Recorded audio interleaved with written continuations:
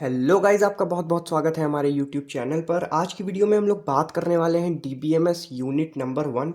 Unit number 1 के अंदर पूछे जाने वाले जितने भी टॉपिक्स होते हैं उनमें से हम लोगों ने मैक्सिमम टॉपिक सेलेक्ट कर लिए हैं। और इतने टॉपिक्स के अलावा बहुत ही रेयर चांसेस हैं कि और कोई टॉपिक आपको एग्जाम में देखने को मिलेगा। ठीक है, तो हमारा ये यूनिट 1 का वन शॉट वीडियो होने वाला है। एक बार में पूरी यूनिट ख़त्म करा दूंगा जितना कुछ भी आता है डीबीएमएस में यूनिट 1 से। ठीक है, सारी चीज़ें डिटेल में डिस्कस करेंगे। प्रॉपर आपको 10 मार्क्स के आंसर में क्या लिखना है हर चीज़ डिटेल में बताऊंगा। बस ध्यान से वीडियो के एंड तक वीडियो को देखते रहना। अगर हम बात करें कि कौन कौन से टॉपिक्स इसमें हम लोग कवर करने वाले हैं, तो सबसे पहले डेटा एब्स्ट्रैक्शन हमारा पहला टॉपिक होगा जो हम देखेंगे। सेकेंडली हम देखेंगे आर्किटेक्चर ऑफ डीबीएमएस। उसके बाद हम देखेंगे डीबीएमएस और फाइल सिस्टम में क्या डिफरेंसेस होते हैं। फिर हम देखेंगे कि डेटा मॉडल कौन कौन से होते हैं। फिर हम देखेंगे डेटा इंडिपेंडेंस क्या होता है और कौन कौन से टाइप्स होते हैं इसके। डीएमएल और डीडीएल में क्या डिफरेंस है, ये चीज़ें हम देखेंगे।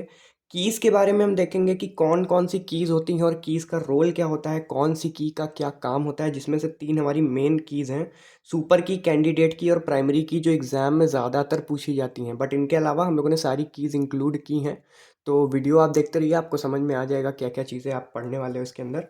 जनरलाइजेशन, एग्रीगेशन और स्पेशलाइजेशन भी इंक्लूड किया है, बट जनरलाइजेशन और एग्रीगेशन ज़्यादातर एग्जाम में पूछा जाता है, इसलिए इनको मेन टॉपिक रखा है हमने।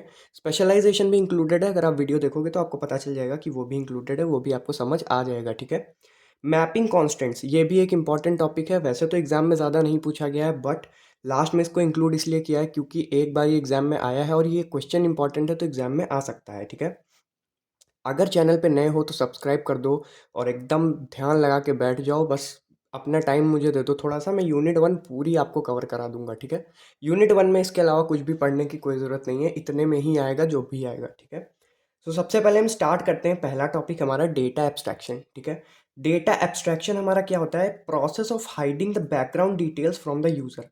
ये एक प्रोसेस होता है जिसमें क्या होता है कि जो भी डिटेल हो रही होती है, बैकग्राउंड में जो भी डिटेल्स हो रही होती हैं, वो यूज़र को पता ना चले। ठीक है, डेटा एब्स्ट्रैक्शन का सिंपल से मतलब होता है कि ये एक ऐसा प्रोसेस है जिसमें हमारी बैकग्राउंड डिटेल्स को यूज़र से हाइड किया जाता है। It is like using a TV remote without knowing its internal circuitry. We interact with buttons without knowing how it works.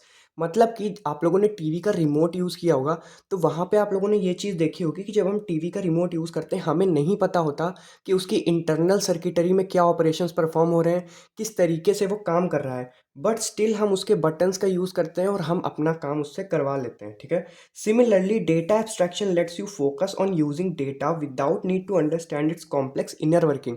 Same यही प्रोसेस डेटा एब्स्ट्रैक्शन का होता है। ये क्या करता है? ये आपको फोकस कराता है उस पर्टिकुलर डेटा पे, ठीक है, जिस पे आपको वर्क करना है। और जो भी उसके बैकग्राउंड में कॉम्प्लेक्स वर्किंग हो रही होती है, जैसे कि आप कभी प्रोग्रामिंग परफॉर्म करो तो आपको सिंपली इंस्ट्रक्शंस देने होते हैं। उसके बैकग्राउंड में जो भी प्रोसेसेस हो रही हैं, जो भी चीज़ें हो रही हैं, उन चीज़ों से आपका कुछ लेना देना नहीं होता है। ठीक है, तो यही हमारा बेसिकली डेटा एब्स्ट्रैक्शंस का मेन आप कह सकते हो क्रिस्प है कि डेटा एब्स्ट्रैक्शन क्या होता है हमारा, कि आप डेटा का यूज़ करो बिना उसके बैकग्राउंड में हो रही कॉम्प्लेक्स एक्टिविटीज़ को जाने। ठीक है, इसके बाद अगर हम बात करें कि लेवल कौन कौन से होते हैं डेटा एब्स्ट्रैक्शन में, तो यहाँ पे आपको दिख रहा होगा बेसिकली 3 लेवल होते हैं हमारे डेटा एब्स्ट्रैक्शन के अंदर। व्यू लेवल, लॉजिकल लेवल और फिजिकल लेवल। ये तीनों इंपॉर्टेंट है, एग्जाम में इन तीनों में डिफरेंस भी पूछा जाता है, तो ध्यान से समझ लो कि कौन कौन से होते हैं और क्या होता है इनका रोल। ठीक है, तो चलो इनकी बात करते हैं। सबसे पहले आता है हमारा फिजिकल लेवल, फिर कंसेप्चुअल लेवल और फिर व्यू लेवल। ठीक है, फिजिकल लेवल में हमारा lowest level of data abstractions होता है, मतलब कि बहुत ही कम अमाउंट में डेटा को हाइड किया जाता है या बैकग्राउंड एक्टिविटीज़ को हाइड किया जाता है हमारे फिजिकल लेवल के केस में। कंसेप्चुअल लेवल या लॉजिकल लेवल हमारा middle level of data abstraction होता है, डेटा एब्स्ट्रैक्शन का ये मिडिल लेवल होता है। व्यू लेवल क्या होता है? Highest level of data abstraction. ठीक है, फिजिकल लेवल का काम क्या होता है? It describes how data is stored in database. ये डिस्क्राइब करता है कि डेटा किस तरीके से हमारा डेटाबेस के अंदर स्टोर हो रहा है। ठीक है, और कंसेप्चुअल लेवल क्या करता है? ये डिस्क्राइब करता है कि what data is stored in database. ये बताता है कि डेटा कैसा स्टोर हो रहा है, ठीक है, मतलब कैसे स्टोर हो रहा है। ये बताता है कि क्या डेटा स्टोर हो रहा है। और व्यू लेवल क्या बताता है? कि यूज़र इंटरेक्शन कैसा है डेटाबेस के साथ। ठीक है, describes user interaction with database system. ठीक है, तो समझ आ गया होगा इतना। अब चलो अगला पॉइंट देखते हैं, focus on structure indexing and storage mechanism. Physical level क्या करता है, स्ट्रक्चर बनाने में, इंडेक्सिंग करने में और स्टोरेज करने कराने में हमारा पूरा फोकस रहता है फिजिकल लेवल का, ठीक है। कंसेप्चुअल लेवल का काम क्या होता है, ये फोकस करता है डिज़ाइन ऑफ डेटा पे, ठीक है, ऑर्गेनाइजेशन और डिज़ाइन ऑफ डेटा पे। व्यू लेवल का काम क्या होता है, it allows user to customise the way data is presented. ये अलाउ करता है कि किस तरीके से हमारा डेटा यूज़र को प्रेजेंट हो रहा है, ठीक है। ये क्या करता है, ये यूज़र को अलाउ करता है कि वो डेटा की प्रेजेंटेशन को कस्टमाइज़ कर सके अपने अकॉर्डिंग, ठीक है। इसको एक अच्छे से एग्जांपल से समझेंगे। एग्जांपल क्या है हमारा, plumbing system in a building. किसी एक बिल्डिंग में मान लो कि कोई प्लम्बिंग सिस्टम हो रहा है, ठीक है। सो फिजिकल लेवल क्या होंगे, जो वॉल्स के अंदर हमारे पाइप्स होते हैं, प्लम्बिंग के टाइम पाइप्स लगते हैं ना जहाँ से पानी फ्लो होता है, वो जो वॉल के अंदर हिडन पाइप्स हैं हमारे, वो है हमारा फिजिकल लेवल, ठीक है। जो मशीनरी, जो इंस्टॉलेशन है जहाँ से पानी पंप हो रहा है, वो जो मशीनरी है वो है हमारा लॉजिकल लेवल। वो हमारा क्या करता है, वो डेटा प्रोड्यूस कर रहा है, ठीक है। व्यू लेवल क्या करता है हमारा, वाटर आउटलेट। इसको वाटर आउटलेट तो आप अपने अकॉर्डिंग डिज़ाइन कर सकते हो ना, कि आपको शावर चाहिए तो आप शावर लगा लो, आपको टैप चाहिए तो आप टैप लगा लो, आपको पाइप चाहिए तो आप पाइप लगा सकते हो। तो ये यूज़र यहाँ पे चीज़ें कर सकता है, यूज़र यहाँ पे और यहाँ पे अपने अकॉर्डिंग चेंजेस हर टाइम नहीं कर सकता, जब वो चाहे तब चेंज नहीं कर सकता, ठीक है। प्रॉपर परमिशन रिक्वायरमेंट होगी, ठीक है। तो आई होप फिजिकल, कंसेप्चुअल और व्यू लेवल ये तीनों चीज़ें समझ आ गई होंगी, ठीक है। इसके बाद चलते हैं अगले टॉपिक की तरफ। इसके बाद आता है हमारा architecture of database management system, कि क्या आर्किटेक्चर है हमारा डीबीएमएस का। सबसे पहले हम पढ़ेंगे इसके बारे में। Architecture of DBMS refers to overall structure and organisation of the system. Architecture of DBMS का क्या मतलब है, ये हमारा ओवरऑल स्ट्रक्चरिंग और ऑर्गेनाइजेशन का काम करता है किसी भी एक सिस्टम के अंदर, ठीक है। It includes the component responsible for user interaction, data management and storage। इसमें आर्किटेक्चर ऑफ डीबीएमएस में वो कंपोनेंट्स होते हैं जो कि रिस्पॉन्सिबल होते हैं यूज़र इंटरेक्शन के लिए, डेटा के मैनेजमेंट के लिए और स्टोरेज के मैनेजमेंट के लिए, ठीक है। किस तरीके से डेटा उसमें स्टोर हो रहा है, किस तरीके से डेटा मैनेज हो रहा है, यूज़र कैसे उस डेटा से इंटरेक्ट कर पाएगा, ये सारा सिस्टम आता है हमारे आर्किटेक्चर ऑफ डीबीएमएस के अंदर, ठीक है। Architecture of DBMS ensures a systematic and organized approach to handling database। अगर हम क्रिस्प की बात करें तो आर्किटेक्चर ऑफ डीबीएमएस क्या करता है, ये इंश्योर करता है कि हमारा डेटाबेस, जो डेटाबेस की हैंडलिंग है, यानी कि डेटाबेस के अंदर जो भी चीज़ें हो रही हैं वो एक ऑर्गेनाइज्ड और सिस्टेमैटिक अप्रोच के साथ हो, ठीक है। आर्किटेक्चर ऑफ डीबीएमएस क्या करता है, architecture of DBMS ensures systematic and organised approach to handling databases, ठीक है। सो आई होप इतना क्लियर हो गया होगा आर्किटेक्चर ऑफ डीबीएमएस।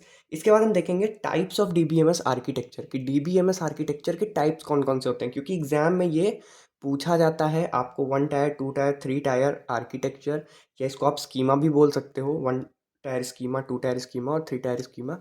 इस बेसिस पे आपको प्रॉपर ये 10 मार्क्स का क्वेश्चन देखने को मिल सकता है, इसलिए ध्यान से समझ लेना, ठीक है। 1 टायर आर्किटेक्चर क्या होता है हमारा, here the data base is directly available to the user. 1 tier architecture में जो डेटाबेस होता है वो हमारा डायरेक्टली यूजर को अवेलेबल होता है। Any changes done here will directly effect the database. 1 tier architecture में अगर आप किसी भी तरह का चेंज परफॉर्म करोगे तो वो डायरेक्टली हमारे डेटाबेस को इफेक्ट करता है, ठीक है। Use to develop local applications where programmers can directly communicate with the database for quick response. अब इससे फ़ायदा क्या होता है, इससे फ़ायदा ये होता है, इससे हम लोग जो है कुछ ऐसी लोकल एप्लीकेशंस को डेवलप करते हैं, या फिर यूज़र की बात करें तो कुछ ऐसी लोकल एप्लीकेशन यूज़र डेवलप कर सकता है जिससे वो डायरेक्टली डेटाबेस से कम्युनिकेट कर सके और एक क्विक रिस्पॉन्स जनरेट करा सके, ठीक है। 1 टायर आर्किटेक्चर का ये होता है हमारा मेन यूज़, ठीक है। तो 1 टायर आर्किटेक्चर क्लियर हो गया। अब 2 टायर आर्किटेक्चर, ये इंपॉर्टेंट है, ध्यान से समझो। It is same as basic client server. आप लोगों ने क्लाइंट सर्वर के बारे में पढ़ा होगा, ठीक है। अगर नहीं पढ़ा है तो भी कोई दिक्कत नहीं है, अभी समझ आ जाएगा। क्लाइंट सर्वर में जिस तरीके से काम होता है सेम उसी तरीके से 2 टायर आर्किटेक्चर के अंदर काम होता है। होता क्या है इसमें, here application on the client and can directly communicate with the database at the server side. Client side होती है, एक सर्वर साइड होती है। होता क्या है, जो क्लाइंट एंड पे एप्लीकेशन होती हैं, यानी जो क्लाइंट के पास हमारी एप्लीकेशन होगी वो डायरेक्टली कम्युनिकेट करेगी सर्वर साइड के डेटाबेस से, ठीक है। करने के तरीका क्या होता है, एपीआईज का यूज़ होता है यहाँ पे। कौन कौन से एपीआईज होते हैं, ओडीबीसी और जेडीबीसी, ये दोनों इंपॉर्टेंट है इसलिए मैंने यहाँ पे शेड किया हुआ है। ओडीबीसी होता है हमारा ओपन डेटाबेस कनेक्टिविटी, जेडीबीसी होता है हमारा जावा डेटाबेस कनेक्टिविटी। ये दोनों ऐसे एपीआईज हैं जिनका यूज़ करके क्लाइंट एंड के एप्लीकेशन डायरेक्टली सर्वर साइड के डेटाबेस से कनेक्ट कर सकते हैं, ठीक है। UI and application programs run on the client side. जितना भी हमारा यूज़र इंटरफेस है और जितने भी हमारे एप्लीकेशन प्रोग्राम्स हैं वो सारे क्लाइंट साइड पर रन होते हैं, ठीक है। Server side provide functionalities like query processing and transaction management. Database से रिलेटेड जितनी भी चीज़ें हो रही हैं वो सारी हमारी सर्वर साइड पे होंगी। एप्लीकेशन से रिलेटेड जितनी भी चीज़ हो रही हैं वो हमारी क्लाइंट साइड पे होंगी। इसीलिए इसको क्लाइंट सर्वर डेटाबेस की तरीके से कहा जाता है कि ये इसका आर्किटेक्चर जो होता है वो क्लाइंट सर्वर पे बेस्ड होता है, ठीक है।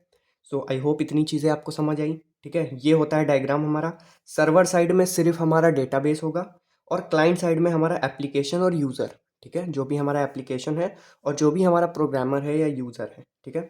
सो टू टायर आर्किटेक्चर सिंपल है, समझ आ गई बात, ठीक है। क्लाइंट सर्वर याद रखना, याद रहेगा, ठीक है। अब चलते हैं थ्री टायर की तरफ। Three tier architecture, it contains an additional layer between client and the server. अब जैसे टू टायर में हमने देखा था डायरेक्टली क्लाइंट सर्वर हो रहा था, जहाँ पे हमारे सर्वर के पास डेटाबेस था, क्लाइंट के पास एप्लीकेशन था, ठीक है, तो डायरेक्टली कनेक्टिविटी हो जा रही थी दो एपीआईज का यूज़ करके, ठीक है, ओडीबीसी और जेडीबीसी का यूज़ करके। बट थ्री टायर के केस में क्या होता है, एक एडिशनल लेयर आ जाती है क्लाइंट और सर्वर के बीच में, that is client can not directly communicate with the server. मतलब कि यहाँ पे अब क्या हुआ, टू टायर में डायरेक्टली कम्युनिकेशन हो सकता था बट यहाँ पे डायरेक्टली कम्युनिकेट नहीं हो सकता क्लाइंट और सर्वर के बीच में। क्यों नहीं हो सकता और कैसे होगा, आप समझो। एप्लीकेशन और client and application on client and interact with application on server and which further communicate with database. Diagram से ये चीज़ ज़्यादा अच्छे से समझ में आएगी। देखो डायग्राम, डेटाबेस है हमारा, ठीक है। टू टायर में क्या था, डेटाबेस था, एप्लीकेशन थी क्लाइंट की और यूज़र था, ठीक है। बट यहाँ पे क्या हो रहा है, डेटाबेस है, सर्वर की एक एप्लीकेशन है, फिर एक यूज़र की एप्लीकेशन है और यूज़र है, ठीक है। तो ये हमारा क्लाइंट साइड है, ये हमारा सर्वर साइड है। तो यहाँ हो क्या रहा है, एक एप्लीकेशन सर्वर एक्स्ट्रा आ गया, ठीक है। अब एप्लीकेशन आने की वजह से हुआ क्या है कि क्लाइंट साइड की जो एप्लीकेशन है ये डायरेक्टली इंटरैक्ट करेगी सर्वर साइड की एप्लीकेशन से, ना कि डेटाबेस से, ठीक है। और फिर ये एप्लीकेशन फर्दर डेटाबेस से कम्युनिकेट करके डेटा पास ऑन करती है। ये हमारा थ्री टायर में डिफरेंस है, टू टायर और थ्री टायर में, ठीक है। End user have no idea about the existence of database beyond application server and the database also has no idea about the user beyond the application. मतलब कि to tyre में जो transparency थी वो transparency three tier architecture में आके ख़त्म हो गई। इसका मतलब क्या है, ट्रांसपेरेंसी का सिंपल सा मतलब ये है कि वहाँ पे यूज़र को पता होता था कि वो डेटाबेस से कनेक्ट कर रहा है, ठीक है। यूज़र आराम से डेटाबेस को एक्सेस कर सकता था। बट इसमें चेंज क्या हो गया, इसमें एप्लीकेशन सर्वर आने की वजह से अब यूज़र को भी नहीं पता होता कि एप्लीकेशन के पीछे डेटाबेस किस तरीके से काम कर रहा है, ना डेटाबेस को पता होता है कि यूज़र जो एप्लीकेशन के पीछे है वो किस तरीके के डेटा की रिक्वायरमेंट कर रहा है। डायरेक्टली एप्लीकेशन एक दूसरे से कनेक्ट होती हैं और इस एप्लीकेशन से जो चीज़ें डिमांड करी गई हैं वो यहाँ पे डिमांड करती है, यहाँ से डेटाबेस से फेच करके एप्लीकेशन पे डेटा दे दिया जाता है। मतलब एक दीवार की तरह ये एक्ट करते हैं जहाँ पे यूज़र और डेटाबेस को एक दूसरे के बारे में कुछ नहीं पता होता, ठीक है। सिंपल सा इस पैराग्राफ का यही मतलब है। सो आई होप इतना क्लियर हो गया होगा, ठीक है। ये हमारा डायग्राम है, डायग्राम आप लोग ध्यान से देख लीजिए और समझ आ जाएगा तो आप बना लोगे, ऐसी कोई बात नहीं है। बट स्टिल मैं रिकमेंड करूँगा कि एटलीस्ट एक बार आप लोग खुद से एक बार बना के देख लो, डायग्राम बना के देख लो। इसको समझने की ज़रूरत है तो ठीक है, नहीं तो मतलब इसको लिखने की ज़रूरत है तो ठीक है, मतलब नहीं लिखो अगर नहीं लिखना है तो, बस एक बार समझ लोगे तो समझ आ जाएगा। डायग्राम याद रखना, बाकी सब समझ आ जाएगा, ठीक है। और सिंपल सा तरीका मैंने बता दिया है। वन टायर में आपको पता है वन टायर में क्या होता है, डेटाबेस डायरेक्टली यूज़र्स के पास होता है जहां वो इंटरैक्ट कर सकते हैं, क्विक रिस्पॉन्सेज जनरेट कर सकते हैं। टू टायर हमारा क्लाइंट सर्वर होता है। थ्री टायर में क्लाइंट सर्वर होता है बट एक एडिशनल एप्लीकेशन की लेयर आ जाती है जो कि ट्रांसपेरेंसी को ख़त्म कर देती है बेसिकली। और जो भी हमारी जो भी हमारे यूज़र को डेटाबेस से कनेक्टिविटी चाहिए होती है वो अब एप्लीकेशन के थ्रू कनेक्टिविटी करता है, ठीक है। सो आई होप इतना चीज़ क्लियर हो गया, ठीक है। एक टॉपिक और कवर, ठीक है। अब अगला टॉपिक आओ, देखो कितना जल्दी जल्दी हो रहा है, ईजी है ना, ठीक है। तो लाइक एंड शेयर ज़रूर कर दीजिएगा। अब चलते हैं अगले टॉपिक की तरफ, difference between DBMS and file system. इन दोनों चीज़ों के बीच का डिफरेंस समझते हैं। ये बहुत बहुत बहुत इंपॉर्टेंट टॉपिक है, मार्क कर लो इसको, तो एक बार लिख के ज़रूर देख लेना, एग्जाम में आने के बहुत हाई चांसेस हैं, ठीक है। डीबीएमएस और फाइल सिस्टम में डिफरेंस क्या होता है? डीबीएमएस जो है organised in tables with relationship between tables, ये हमारा टेबल्स का ऑर्गेनाइजेशन होता है जिसमें हर एक टेबल एक दूसरे से कनेक्टेड होती है, ठीक है। बट फाइल सिस्टम क्या होता है? ये स्टोर फाइल्स में होता है और फोल्डर्स में होता है बिना किसी रिलेशनशिप के, ठीक है। फाइल सिस्टम अप्रोच में रिलेशनशिप वाला कोई गेम नहीं होता है बेसिकली, ठीक है। डीबीएमएस में डुप्लीकेसी नहीं हो सकती डेटा की, बट फाइल सिस्टम अप्रोच में डेटा की डुप्लीकेसी होने के बहुत चांसेस होते हैं, ठीक है। ऐसा भी नहीं है कि होगी, बट हो सकती है, ठीक है। Data is integrated using constant and rules. DBMS में हमारा डेटा जो है वो कॉन्स्टेंट्स और रूल्स की हेल्प से इंटीग्रेट होता है, बट जो हमारा फाइल सिस्टम अप्रोच है इसमें relies on application program to maintain data integrity. इसमें पूरी तरीके से एप्लीकेशन प्रोग्राम पे डिपेंडेंट होती हैं चीज़ें, कि अगर एप्लीकेशन किसी ने हैक कर ली तो पूरे डेटा को कोई भी एक्सेस कर सकता है, ठीक है। Provides a query language to access data. अब एप्लीकेशन हैक करने का मतलब हैक करना ही नहीं हुआ, एप्लीकेशन में किसी भी तरह का कोई भी फॉल्ट आ गया, कोई भी डिफेक्ट आ गया या कोई भी वायरस आ गया, तो उस केस में आपकी इंटीग्रिटी फेल हो जाएगी, ठीक है। Provides a query language to access data. हमारे डीबीएमएस में हमें पता है हम क्वेरी लैंग्वेज का यूज़ करते हैं डेटाबेस को एक्सेस करने के लिए, उसे मैनिपुलेट करने के लिए, या यहाँ वहाँ पे किसी भी चीज़ को डिलीट या इंसर्ट करने के लिए, ठीक है। एसक्यूएल जो कि एक बहुत अच्छा एग्जांपल है क्वेरी लैंग्वेज का, जो हम डीबीएमएस के अंदर यूज़ करते हैं और आप सबने यूज़ की होगी, ठीक है। फाइल सिस्टम की बात करें तो data is access through application code. Application के जो अपने कोड्स होते हैं उनके थ्रू हम डेटा को एक्सेस करते हैं फाइल सिस्टम के अंदर। Can store large data efficiently. DBMS में क्या फ़ायदा है हमारा? ये बहुत बड़ा फ़ायदा है कि ये बहुत बड़े अमाउंट का डेटा है एफिशिएंटली स्टोर कर सकता है, बट फाइल सिस्टम में हम एक लिमिटेड डेटा को ही स्टोर करा सकते हैं, ठीक है। More secure. डीबीएमएस हमारा ज़्यादा सिक्योर होता है और ये हमारा लेस सिक्योर होता है। More flexible for data modification. Data के अंदर किसी भी तरह का मॉडिफिकेशन परफॉर्म करना बहुत इजी और फ्लेक्सिबल है डीबीएमएस के अंदर, बट फाइल सिस्टम में इसी का उल्टा है। यहाँ पे लेस फ्लेक्सिबिलिटी होती है, डेटा का मॉडिफिकेशन काफ़ी ज़्यादा टिपिकल होता है, ठीक है। लास्ट अगर हम बात करें डिफरेंस की, तो manage concurrent access to data using locking mechanism. इसमें जो है कॉन्करेंट डेटा एक्सेस किया जा सकता है लॉकिंग मैकेनिज्म का यूज़ करके। इसका मतलब क्या है? आप लोगों ने डेडलॉक के बारे में पढ़ा होगा, आई गेस ऑपरेटिंग सिस्टम में डेडलॉक के बारे में आपने पढ़ा होगा, तो एक तरीके से उसी से मिलता जुलता मैकेनिज्म होता है ये लॉकिंग मैकेनिज्म, जिससे कि एक टाइम पे मल्टीपल डेटास को एक्सेस किया जा सकता है, ठीक है। बट फाइल सिस्टम के अंदर क्या है? लिमिटेड कॉन्करेंसी कंट्रोल होता है, leading to inconsistency in current operation. मतलब कि इसमें बहुत ही लिमिटेड होती है कॉन्करेंसी, एक बार में बहुत ज़्यादा अमाउंट ऑफ डेटा को आप एक ही टाइम पे ट्रांसफ़र या फिर उसमें मैनिपुलेशन आप नहीं कर सकते, ठीक है। सो ये बेसिक डिफरेंसेस थे डीबीएमएस और फाइल सिस्टम के बीच में। आई होप आपको समझ में आ गई होंगी ये सारी चीज़ें। अब चलते हैं अगली टॉपिक की तरफ। अगला टॉपिक है हमारा डेटा मॉडल्स। इसको भी आप मोस्ट इंपॉर्टेंट टॉपिक मार्क कर दो, क्योंकि डेटा मॉडल्स पूछा ही जाएगा एग्जाम में, मैं बिल्कुल लिख के दे सकता हूँ, ठीक है। ये क्वेश्चन बहुत इंपॉर्टेंट है। डेटा मॉडल्स क्या है? Defines the logical structure of the database. ये क्या करता है? हमारा डेटाबेस का लॉजिकल स्ट्रक्चर डिफाइन करता है। These are the collection of conceptual tools to describe data, data relationship, data semantics and consistency constants.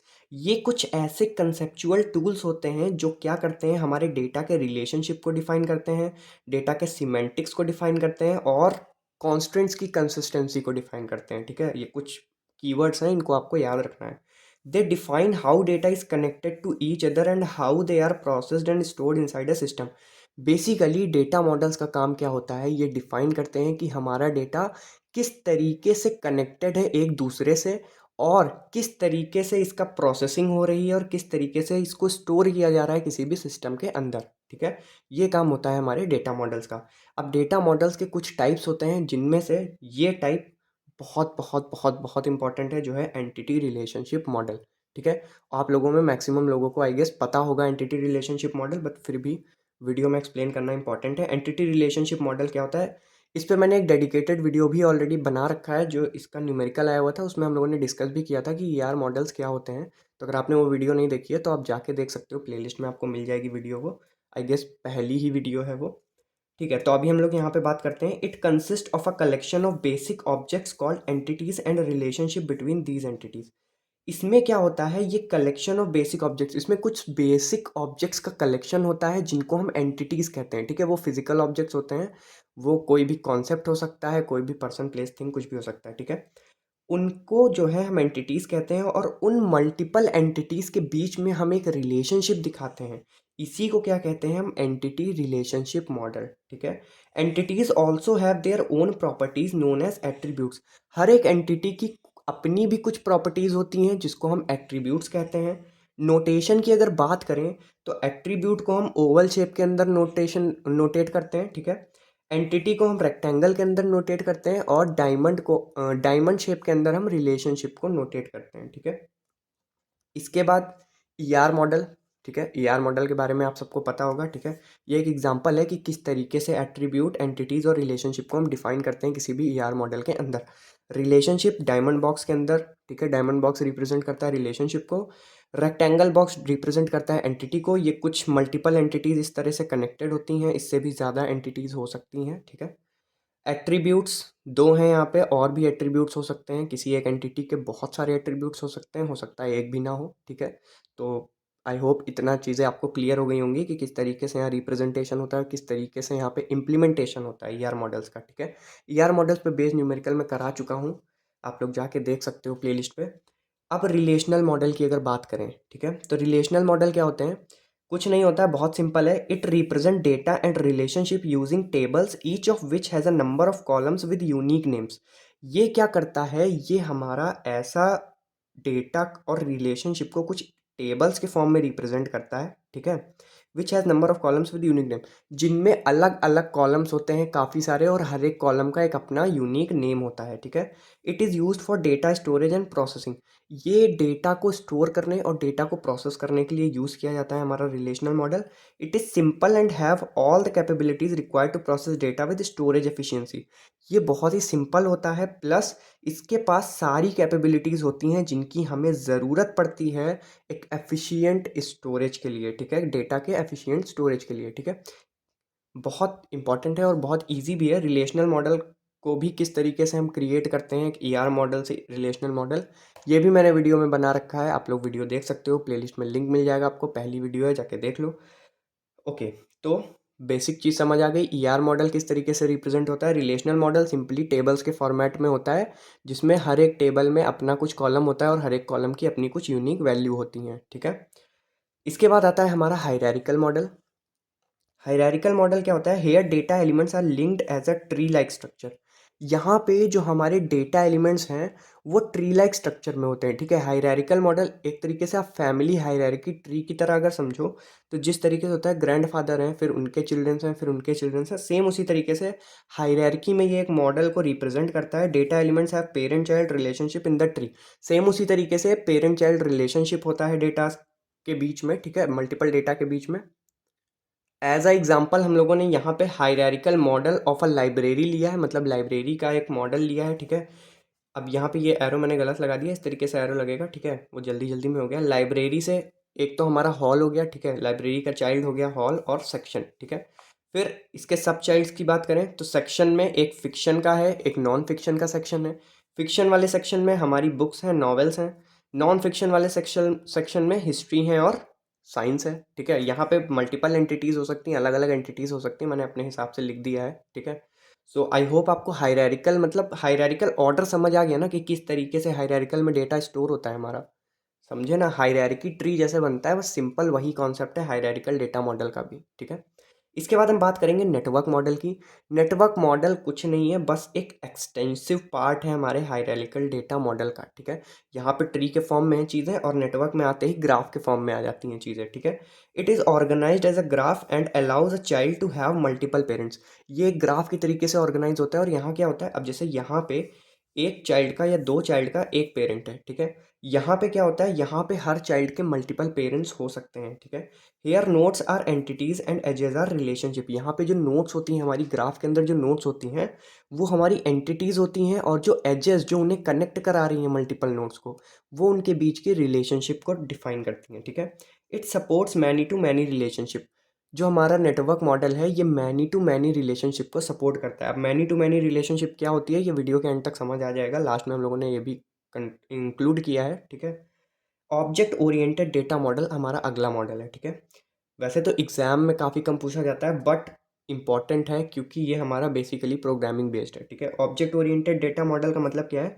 Represent data as object with attributes and method. ये क्या करता है? जो हमारे डेटा है उसको ऑब्जेक्ट की तरह रिप्रेजेंट करता है, ठीक है, उसके एट्रीब्यूट्स और मेथड्स के साथ। It overcomes the shortcomings of relational hierarchical and network model. अब नेटवर्क मॉडल, हायरार्किकल मॉडल और रिलेशनल मॉडल में जो भी चीज़ों की प्रॉब्लम्स हैं, जो भी उनमें प्रॉब्लम्स हैं, ठीक है, उन सबको ओवरकम करता है ये ऑब्जेक्ट ओरिएंटेड डेटा मॉडल हमारा। Extend the concept of oops into data. Oops का मतलब आप लोग को पता ही होगा, ऑब्जेक्ट ओरिएंटेड प्रोग्रामिंग, ठीक है। ऑब्जेक्ट ओरिएंटेड प्रोग्रामिंग के जो कॉन्सेप्ट हैं उन्हें हमारे डेटा पे अप्लाई करता है और उस वजह से ये एक बेटर प्रॉब्लम सॉल्विंग अप्रोच भी हो सकती है हमारी डेटा के केस में, ठीक है। Here each entity is an object with properties and behaviours, ठीक है।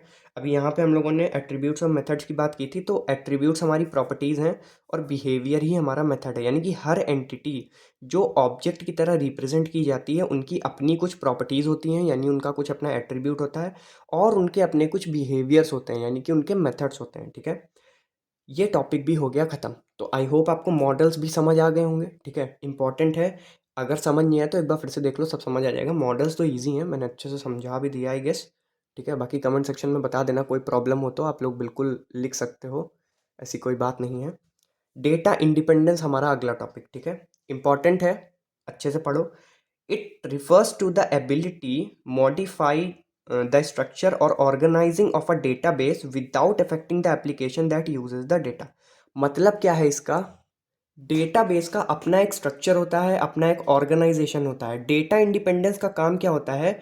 बिना एप्लीकेशन को अफेक्ट किए जो कि डेटा को यूज़ कर रही है, ये डेटाबेस के स्ट्रक्चर या उसके ऑर्गेनाइजेशन को मॉडिफाई कर सकता है, ठीक है। वही चीज़ यहाँ पे लिखी हुई है, it refers to the ability to modify the structure or organization of a database without affecting the application that uses the data, ठीक है। समझ आ गई बात?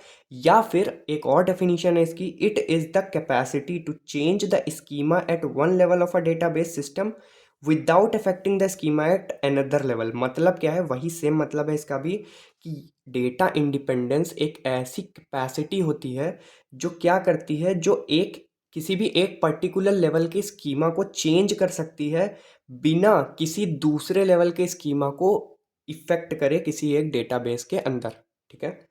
तो दोनों में से जो भी डेफिनेशन आपको इजी लगे आप वो चीज़ एग्जाम में लिख सकते हो। आप चाहो तो दोनों लिख सकते हो, ज़्यादा पेज भरेगा of course. There are two types of data independence. Basically हमारे पास दो टाइप के डेटा इंडिपेंडेंस होते हैं। पहला होता है हमारा लॉजिकल डेटा इंडिपेंडेंस, दूसरा होता है हमारा फिजिकल डेटा इंडिपेंडेंस, ठीक है। दोनों इंपॉर्टेंट हैं, ध्यान से पढ़ो।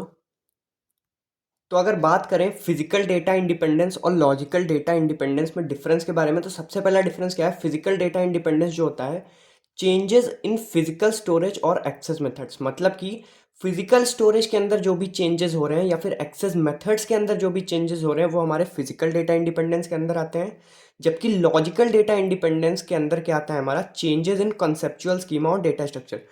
डेटा स्ट्रक्चर या कंसेप्चुअल स्कीमा के अंदर जो चेंजेस हो रहे हैं वो हमारे लॉजिकल इंडिपेंडेंस या कंसेप्चुअल इंडिपेंडेंस में आएंगे। फिजिकल स्टोरेज या एक्सेस मेथड्स में जो भी चेंजेस हो रहे हैं वो हमारे फिजिकल डेटा इंडिपेंडेंस में आएंगे, ठीक है। अगला क्या है? Should not affect how application view the data. Physical data independence ये बिल्कुल इफेक्ट नहीं करता कि किस तरीके से एप्लीकेशन डेटा को व्यू कर रहा है, ठीक है। बट लॉजिकल डेटा इंडिपेंडेंस की वहीं बात करें तो should not affect how application interact with the data. यहाँ पे डेटा व्यूइंग पे कोई भी इफेक्ट नहीं है और यहाँ पे डेटा के इंटरैक्शन में कोई भी इफेक्ट नहीं है एप्लीकेशन के थ्रू, ठीक है। Concern with the storage and retrieval detail. Physical data independence जो होता है वो बेसिकली हमारा किस चीज़ पे काम करता है? वो स्टोरेज और रिट्रीवल डिटेल्स पे काम करता है, ठीक है। लॉजिकल डेटा इंडिपेंडेंस क्या होता है? Concern with the organisation of data. किस तरीके से डेटा हमारा ऑर्गेनाइज हो रहा है, इन चीज़ों पे जो काम होता है वो हमारा लॉजिकल डेटा इंडिपेंडेंस का होता है। Allows modification in storage without changes in application. ये क्या करता है? ये अलाउ करता है डेटा स्टोरेज के अंदर किसी भी तरह के चेंजेस परफॉर्म करने के लिए बिना एप्लीकेशन के अंदर उन चेंजेस को करे, ठीक है। मतलब कि क्या है? ये किसी भी तरह का मॉडिफिकेशन हमारे स्टोरेज के अंदर कर सकता है बट एप्लीकेशन में किसी भी तरह का चेंज करे बिना, ठीक है।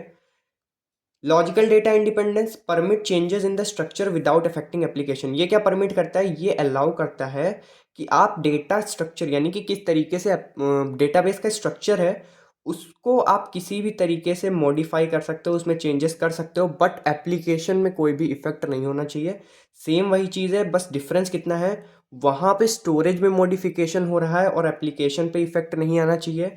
यहाँ पे डेटाबेस के स्ट्रक्चर में ही मॉडिफिकेशन हो रहा है और एप्लीकेशन पे कोई इफेक्ट नहीं आना चाहिए। ठीक है। Example index modification, physical data independence का एग्जाम्पल है index modification. Logical data independence का एग्जाम्पल है एडिशन या फिर रिमूवल ऑफ एनी एंटिटी। ठीक है। सो आई होप क्लियर हो गया होगा। ठीक है। थोड़ा सा कंफ्यूजिंग है, इसको एक बार लिख के आप लोग देख लेना, समझ आ जाएगा, एक बार दोबारा पढ़ लेना। ठीक है। बहुत ईजी है वैसे, इतना कुछ मुश्किल नहीं है।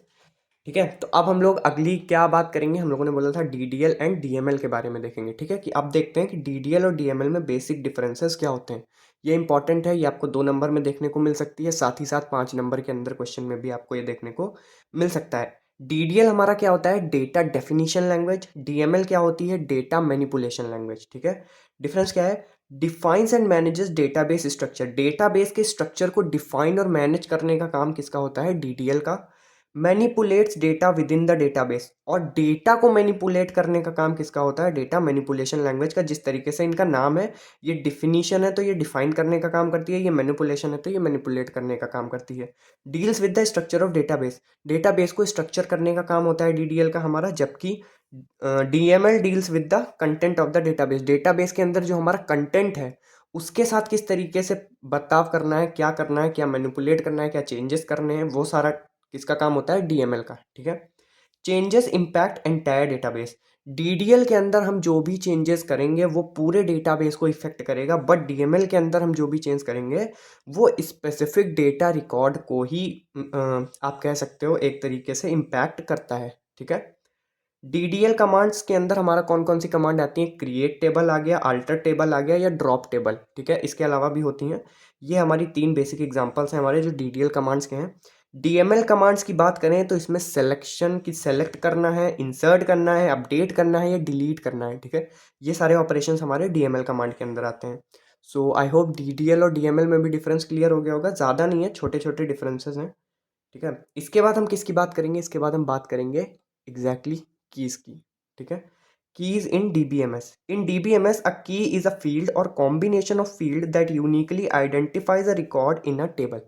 मतलब कि जो हमारी की होती है, ठीक है, वो किसी भी पर्टिकुलर फील्ड को, ठीक है, सॉरी, जो की होती है हमारी वो एक फील्ड हो सकती है या फिर कॉम्बिनेशन ऑफ फील्ड हो सकती है, जिसका यूज़ किस लिए होता है, किसी भी एक पर्टिकुलर रिकॉर्ड को टेबल के अंदर यूनिकली आइडेंटिफाई करने के लिए। ठीक है।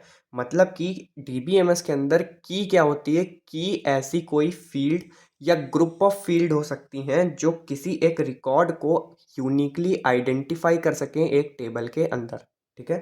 समझ आ गया कीज। अब देखो कीज कौन कौन से टाइप की होती हैं, क्योंकि ये इंपॉर्टेंट है। ठीक है।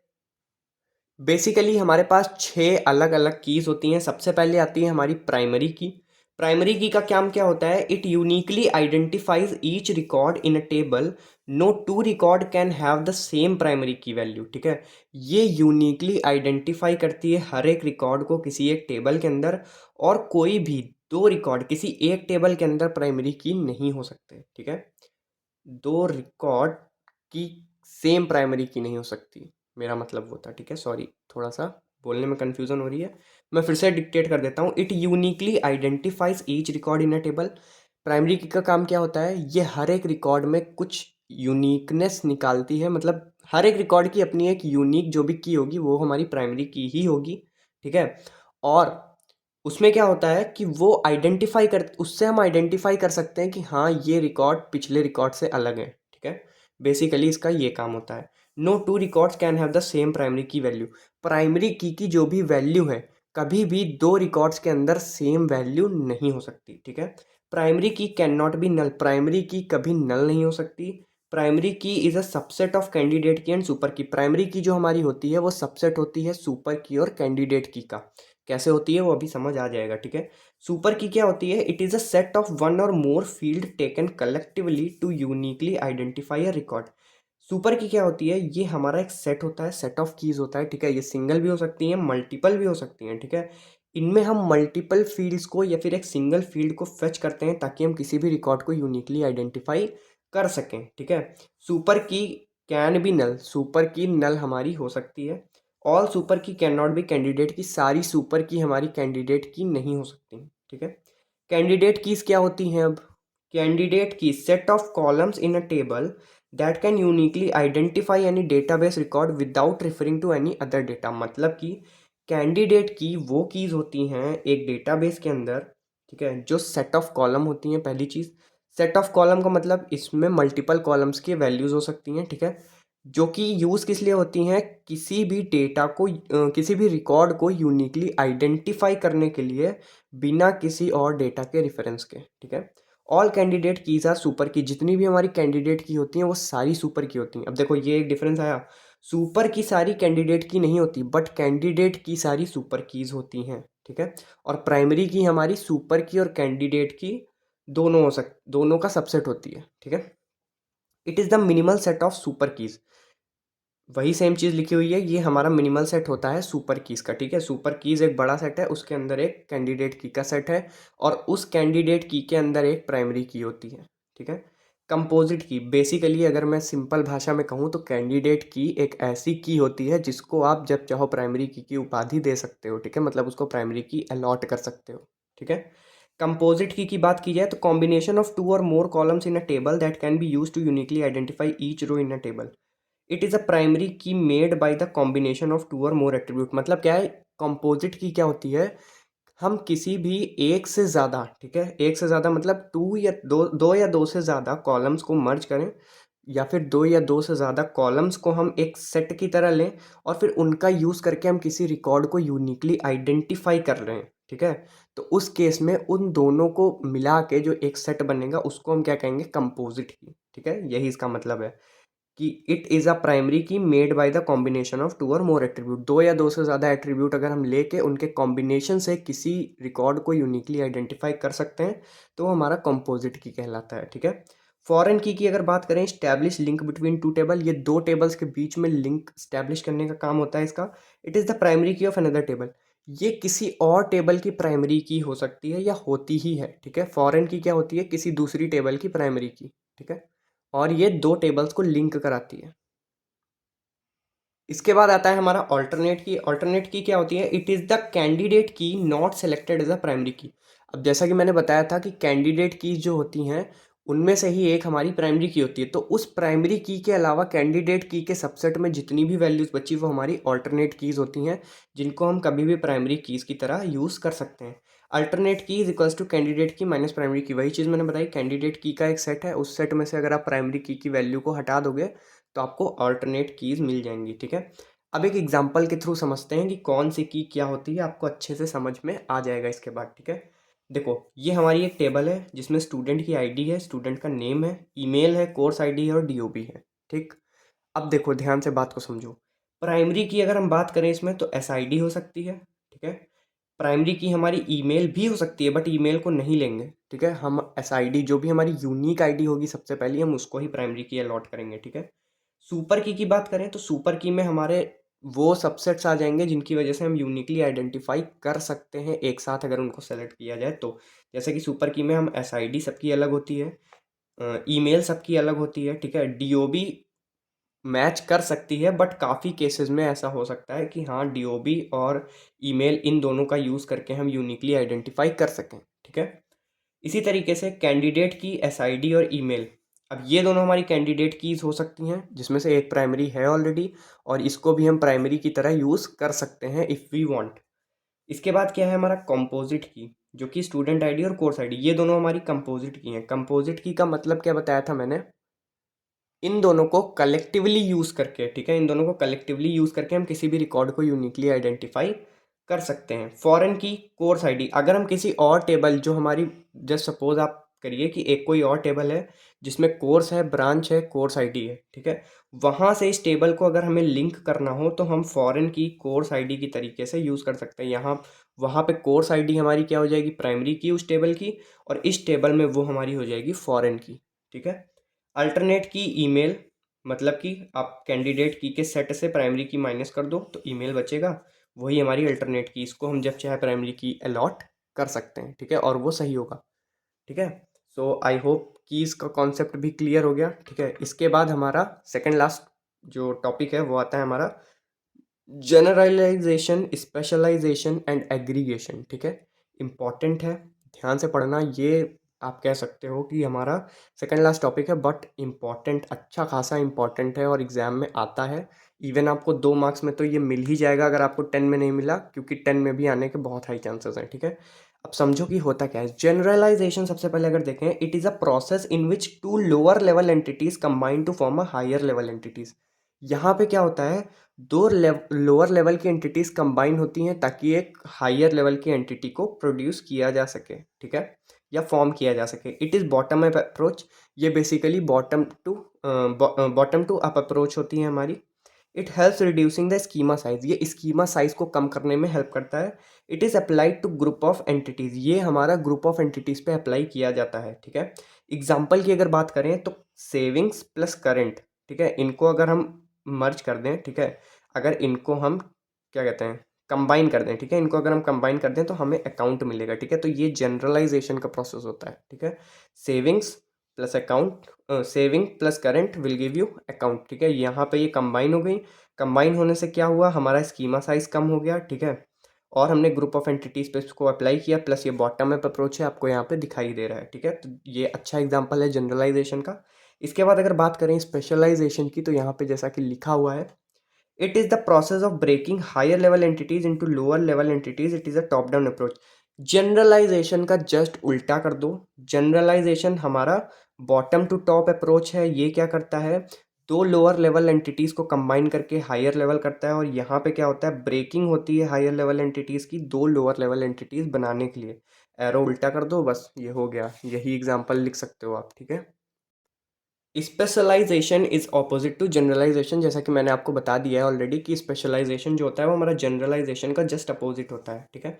Person is a employ, person is a customer. Person को हम ब्रेक कर सकते हैं दो डिफरेंट एंटिटीज में, एक एम्प्लॉय एक कस्टमर। ये भी पर्सन है और ये भी पर्सन है, ठीक है। ये स्पेशलाइजेशन होता है, ठीक है। एग्रीगेशन, एग्रीगेशन भी इंपॉर्टेंट टॉपिक है, तो ध्यान से समझ लेना। Aggregation, it is the process that involves combining smaller pieces of data into a larger and useful information. चलो ठीक है, मैं एग्जांपल से बताता हूँ। देखो, एग्रीगेशन आप इस तरीके से समझो, आपने कभी पजल सॉल्व किया होता है, जो पजल ट्रे आती है, ठीक है, या फिर नहीं किया तो आपने कभी कोई गेम खेला हो शायद, और अगर वो भी नहीं खेला है तो बस समझ लो कि एक पजल ट्रे आती है, ठीक है। उसमें सारे पीसेस अलग अलग होते हैं, ठीक है। आपको क्या करना होता है, उन पीसेस को लेना होता है और उन पीसेस को जोड़ जोड़ के एक लास्ट में आपको, जब आप सारे पीसेस सही प्लेस पे जोड़ दोगे तो आपको एक इमेज मिलेगी, ठीक है। और वो ही इमेज हमारी फाइनल इमेज होती है। उसको करके आप उसको पजल को कंप्लीट कर लेते हो। तो बेसिकली इसमें वही गेम हो रहा है। क्या हो रहा है, it is a process that involves combining smaller pieces. इसमें स्मॉलर पीसेस ऑफ डेटा को कंबाइन किया जाता है, ठीक है, एक लार्जर और यूजफुल इंफॉर्मेशन बनाने के लिए, ठीक है। It increases the size of schema. इससे होता क्या है कि स्कीमा का हमारा साइज बहुत ज़्यादा इंक्रीज हो जाता है। It can be applied on groups और रिलेशनशिप। इसको हम मल्टीपल ग्रुप्स या फिर रिलेशनशिप्स पे अप्लाई कर सकते हैं। ये एक अच्छा एग्जाम्पल है हमारा, जहाँ पे मैनेजर मैनेज करता है क्या, जॉब, एम्प्लॉय और ब्रांच तीनों को, ठीक है, जो एक दूसरे के ऊपर वर्क कर रहे हैं, ठीक है। इस एग्जाम्पल से ये टॉपिक हो गया ख़त्म, ठीक है। एग्रीगेशन भी हो गया। आई होप एग्जाम्पल के थ्रू आपको समझ आ गया होगा कि एग्रीगेशन क्या होता है। बेसिकली वही होता है कि स्मॉलर पीसेस ऑफ डेटा आपको लेना है और उससे एक यूजफुल इन्फॉर्मेशन क्रिएट करनी है, ठीक है। स्पेशलाइजेशन और जनरलाइजेशन भी क्लियर हो गया होगा, ठीक है। तो इतना क्लियर हो गया तो कॉन्ग्रेचुलेशंस, यूनिट 1 आपने 95% ख़त्म कर दी है, ठीक है। अब एकदम लास्ट टॉपिक हमारा बचा है। लास्ट टॉपिक क्या है हमारा, मैपिंग कांस्टेंट, ठीक है। और अगर अभी तक वीडियो को लाइक नहीं किया तो लाइक कर दो और दोस्तों के साथ शेयर ज़रूर कर देना, ठीक है। तो मैपिंग कांस्टेंट्स की अगर बात करें तो act as rules followed by content in database. जो मैपिंग कांस्टेंट होते हैं वो हमारे कुछ रूल्स की तरह होते हैं जो कि डेटाबेस के कंटेंट के ऊपर काम करते हैं, उसको स्ट्रक्चराइज्ड, उसको प्रॉपर मैनर में रिप्रेजेंट करने के लिए, ठीक है। टाइप्स की अगर बात करें तो इसमें दो टाइप्स होते हैं। एक होता है हमारा मैपिंग कार्डिनैलिटी और एक होता है हमारा पार्टिसिपेशन कांस्टेंट, ठीक है। तो पहले हम मैपिंग कार्डिनैलिटी की बात कर लेते हैं, फिर मैं पार्टिसिपेशन कांस्टेंट आपको बता दूंगा। मैपिंग कार्डिनैलिटी हमारे पास टोटल 4 होती हैं, ठीक है। पहली one to one, one to many to one, many to many, आप लोगों ने ऑलरेडी समझ रखा होगा इन चीज़ों को, ठीक है। वन टू वन में क्या होता है, आप लोगों ने जब आई गेस लास्ट सेमेस्टर में आपने शायद डिस्क्रीट मैथमेटिक्स पढ़ी होगी, वहाँ पे भी आपने देखा होगा मैपिंग कार्डिनैलिटी के बारे में। वन टू वन क्या होता है, एक हमारा सेट है, ठीक है, ए सेट, एक सेट है बी सेट, इसका एक एलिमेंट की एग्जैक्टली वन इमेज बनेगी, ठीक है, एक एलिमेंट की डायरेक्टली वन इमेज बन रही है एग्जैक्टली, तो ये वन टू वन मैपिंग है, ठीक है। वन टू वन मैपिंग आपको दिख भी रहा है यहाँ पे, ठीक है। और वन टू मैनी में क्या होता है, एक ऑब्जेक्ट की मल्टीपल इमेजेस हो सकती हैं, ठीक है। यहाँ पे भी एक ऑब्जेक्ट की मल्टीपल इमेज है, यहाँ पे भी एक ऑब्जेक्ट की मल्टीपल इमेज है, तो ये वन टू मैनी अप्रोच है। वहीं पे मैनी टू वन अप्रोच में क्या होता है, ए में हमारे ज़्यादा एलिमेंट होंगे, बी में हमारे कम एलिमेंट हो सकते हैं, ठीक है। और मल्टीपल ए के हमारे मल्टीपल एलिमेंट्स की एक सेम इमेज बनेगी, ठीक है। ऑब्जेक्ट मल्टीपल है बट इमेज सेम बन रही है, सिंगल बन रही है, ठीक है। तो ये मैनी टू वन अप्रोच है। अब लास्ट क्या आती है हमारी, many to many approach. Many to many approach क्या होता है, यहाँ पे मल्टीपल इमेजेस होती हैं हमारे एक सेट में, और बी सेट में मल्टीपल, सॉरी, इसमें मल्टीपल ऑब्जेक्ट्स होंगे, इसमें मल्टीपल इमेजेस होंगी, और हर एक ऑब्जेक्ट की मल्टीपल इमेजेस बन सकती हैं, ठीक है। मल्टीपल ऑब्जेक्ट सेलेक्ट होंगे सेम टाइम पे, और सेम टाइम पे मल्टीपल इमेजेस क्रिएट करेंगे, हमारा मैनी टू मैनी कार्डिनैलिटी होती है, ठीक है। तो आई होप इतना आपको क्लियर हो गया होगा, ठीक है। इसके बाद हम बात करेंगे पार्टिसिपेशन कांस्टेंट की। तो इसमें बेसिकली हमारे पास दो टाइप होते हैं, पार्शियल पार्टिसिपेशन और टोटल पार्टिसिपेशन। इन दोनों में डिफरेंस क्या है, पार्शियल पार्टिसिपेशन में क्या होता है, जो हमारी एंटिटीज़ होती हैं वो सारी की सारी आपके इन्वॉल्व होंगी या नहीं होंगी, ये डिपेंड करता है, ठीक है। बट टोटल पार्टिसिपेशन में सारी एंटिटीज़ का इन्वॉल्वमेंट मस्ट होता है। इसको अगर हम लोग एग्जाम्पल के थ्रू समझें, तो फॉर एग्जाम्पल, चलो सबसे बढ़िया एग्जांपल, अगर आप लोग मेरे यूट्यूब पे हो, ठीक है, यूट्यूब चैनल पे आपने सब्सक्राइब किया है या नहीं किया है, ठीक है, तो अभी ये आपकी चॉइस है, ठीक है। यानी ये पार्शियल पार्टिसिपेशन है, आप चाहो तो सब्सक्राइब कर सकते हो, चाहो तो मत करो। बट टोटल पार्टिसिपेशन, अगर ये रूल हो कि अगर आप वीडियो देख रहे हो तो सब्सक्राइब करना ही पड़ेगा, तो ये हमारा टोटल पार्टिसिपेशन के अंदर आता है, ठीक है। बट मैं सिंपली पार्शियल पार्टिसिपेशन को फॉलो करूंगा इस केस में, ठीक है। आपकी मर्जी है तो करो, आपकी मर्जी नहीं है तो मत करो, इट्स ओके। प्लेलिस्ट का लिंक डिस्क्रिप्शन बॉक्स में है, आने वाली वीडियोस वहीं पे आएंगी। एंड आई होप आपको इस वीडियो से वर्थ मिला होगा, कुछ चीज़ें समझ आई होंगी। यूनिट वन में इससे ज़्यादा इंपॉर्टेंट चीज़ें मुझे कुछ ऐसा सच दिखी नहीं है, बट अगर आपको और भी कोई टॉपिक पे चाहिए तो आप कमेंट कर सकते हो, एंड बता देना मुझे कि वीडियो कैसी है। मैंने पहली बार वन शॉट ट्राई किया है कोई, so I need support and as well as feedback from you all. Thank you so much for watching this video, all the very best for the exams guys.